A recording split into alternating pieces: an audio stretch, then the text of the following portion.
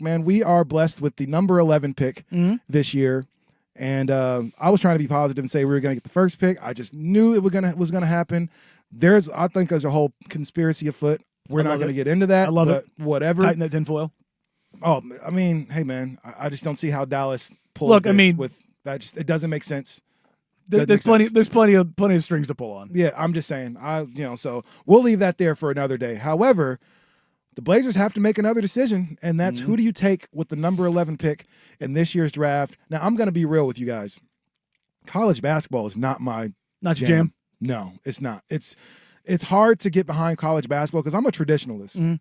All right, I enjoy teams, right? So I enjoy dominant teams over the years, which is why I believe women's college basketball has taken off so much because those ladies stay for 2 and 3 years, 3 and 4. Yeah, right. And so they let you know who they are and who to follow. You build it up over time. Absolutely. Yeah. So I know to watch when I watch LSU, or I know when I watch South Carolina. I know who these ladies are. I know who these teams are. I know who these coaches are. I can't say that with college basketball with the men's side because they're all one and done, and it's messed up. Because for me, as you're talking draft capital, if I'm a senior who's great, all of a sudden I'm considered not as good old because I decided to come out and stay in college, which is an awesome experience, by the way. But I decided to stay in college for 3 years, 4 years, and because of that, I messed up my draft capital. So now it's a big one and done thing. So it's tough for me to know everybody who's cold every year. That said, we know who the top 3 picks in this year's draft are going to be. Well, top 2 for sure. Top 2 for sure. 3's where it gets interesting. 3 is where it's getting, because this is usually a time of year that we're starting to get a lot of international names that are starting to come into the fold and stuff for the draft. But I don't think the Blazers are going to have to worry about either of those 3 or 4 names at the top of the draft, unless there's some weird fall. There's been some intel on a couple guys, some drugs, some alcohol, some something that's terrible, some lost stuff. But if that's not the case, the Blazers are looking at that number 11 pick.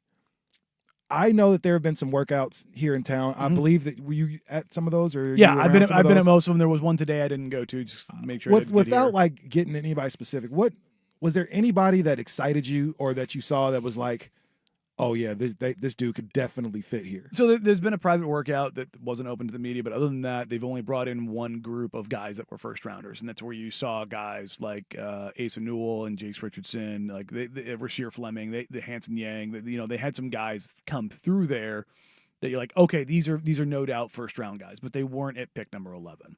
And what's been really interesting is we're literally 2 weeks out from the draft. 2 weeks, or 2 weeks in 1 day. We're 15 days from the NBA draft. We're 2 weeks from the golf tournament out at Langdon. We'll talk about it in a little bit. But usually around this time, workouts really start to ramp up. But here's what's interesting. Really, from picks 5 through 13 or 14, you can make a justification for a lot of different guys. It's kind of an eye of the beholder. And it's not in the same situation it was last year where the draft was down. Like, it just, overall talent, it wasn't as high. This is more of like, okay, what do you like? Do you want to take a swing on a guy like a Noah Senge from France via Ratio Farm Ulm? Do you want to take a swing on a guy at Arizona and Carter Bryant? Do you want maybe some more shooting and Trey Jones from Texas? Do you want some more stable kind of bulky guard wing type in Kon Knipple from Duke? Like, there's just a lot of different guys that can go in this range, and you're not really sure. I know some front offices really like Derek Queen from Maryland, and I know some front offices like, I wouldn't touch him in the lottery. And so it's an eye of the beholder situation. But as it pertains to the Blazers, because they're picking at 11, there's a lot of guys who think they could go 5, 6, 7, 8 who maybe don't want to come work out for a team picking 10, 11, 12, 13, Agents are trying to control that process because they want to make sure that they're trying to steer their guys closer up the lottery. And then there's, unfortunately throughout this process, and this happens every year, guys pick up nicks and dings and, a rolled ankle in a workout here. They don't want to send a guy into a workout, possibly aggravate an injury, or have a complete dog-ass workout. For those that wonder, like, those do happen. Like, oh, for sure. There are plenty of workouts that, like, to be fully clear, like, I've talked about this a ton of times. Toumani Camara came in, his workout sucked. It was like his 13th or 14th workout in 15 days. Jeez. He was cooked, and he was like, he's told me before, like, I kind of sold that workout. Like, I was I had nothing left. I'm flying all over the country every day, and people are like, oh, whatever. It's like, no, man, this is an intensive thing. It's not just the workout part of it; it's the mental part of it. It's like, oh, here's another team, and like, I need to make sure I study up on this roster and how do I fit with this team, because they're going to ask me questions about what do you think of this player, how do you think you would fit in our system. So like, there's the mental preparation, and then there's traveling a couple thousand miles, and then you're tired as hell because even though your college season's over, you've been working out nonstop in preparation having for the that NBA lift draft. in your legs, after even after that fifth workout, might be a little bit tougher on a lot of these guys. That's why it's always great to have those first 3-4 workouts. Those are usually golden. Those are the ones you want to try to prioritize. Yeah, those are the ones that are usually golden. Those are typically the teams that are going to kind pick of you draft in your range in that area and everything. But once you start getting into workout number 7, workout number 8, and you've been or in doing the teens again, or in the teens, you've been traveling around. You don't want to miss shots. You're cooked, and that's where it is. Like I remember, I think the one thing that sold a lot of people here on Dame, at least as far as what I remember reading towards the draft, license to Lillard, was the fact that he did not miss a shot during his workouts. Dame's workout regimen coming in, Phil Beckner had him ready to go, and it was part of like a PR push with his agency and everything else too that kind of went along with that. They had the License to Lillard series, which was him going into the NBA draft. It's one of the best rookie campaigns that we've ever seen. Oh, dude, as far as how to market yourself, 4-Bar Friday. He just took Genius. off. We're talking legendary workouts. So Donovan Mitchell, he had his workout in Utah, and the front office in Utah told every media member, if any single one of you mentions this workout, you will never be back in this building again, because the workout was so good and the Jazz were so locked in. Like, tell everybody it's terrible. Tell everybody you did terrible. We're going to trade, and this is the guy we're going to take. I'm starting a rumor. Tell everybody the draft workout was terrible. Yeah, like we don't want him. They wanted, and that there have been workouts here where a couple of years ago a guy did not miss a shot, like just absolutely torched the place. And he actually ended up going back to to college basketball, but they were like every coach that I talked to was like, I don't think he missed. See, like he just hit everything, and they were like, yeah, no, he's a shooter. So hopefully Igor Demon, the point guard / shooting guard from BYU, has he had a workout? And I mean, hopefully it was. If he did, hopefully it was good. But it's another point guard / shooting guard that the Blazers desperately need. Right? They need playmaking. More of these. They need creation. They need shooting. And Demon didn't shoot the ball incredibly well at BYU.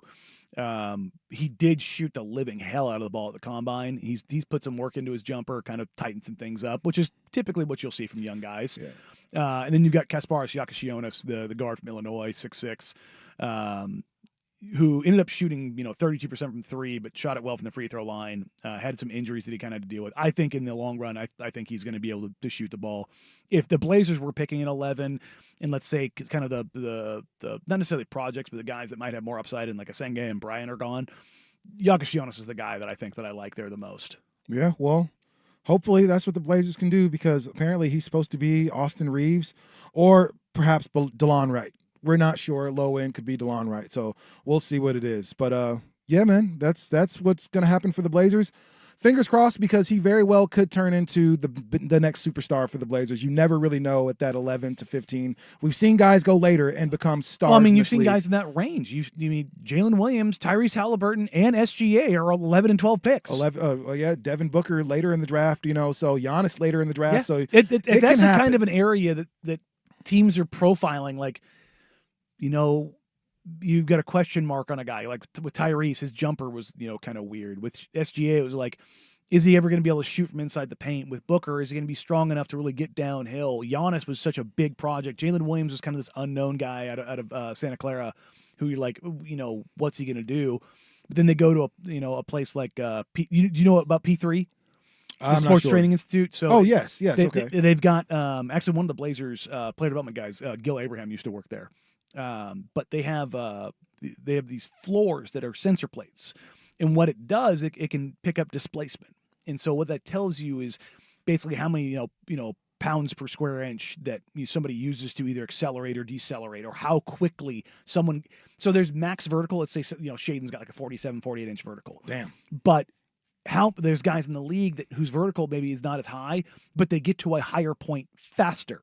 So like there's all these like quick off their very quick off their feet. Like Donovan Clingan's a guy that has to really load up to get up, and even then he's not a big vertical guy.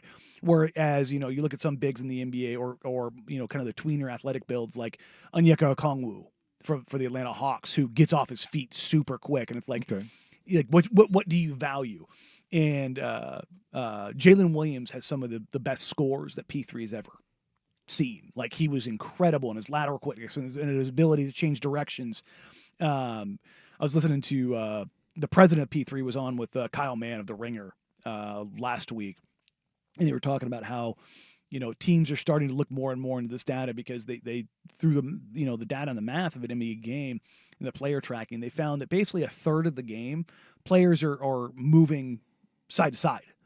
So if a third of the game is moving side to side, how well you move side to side matters, and you can actually trace this stuff and use the math behind it. Now it's a great way to see who's going to be good on defense, and who's going to be able to move their feet and everything. Translate. Yes. So no excuses for you cats to be weak anymore, man. Hopefully we can come in and you can be a huge help, because guess what? The Blazers need a whole lot of help right now.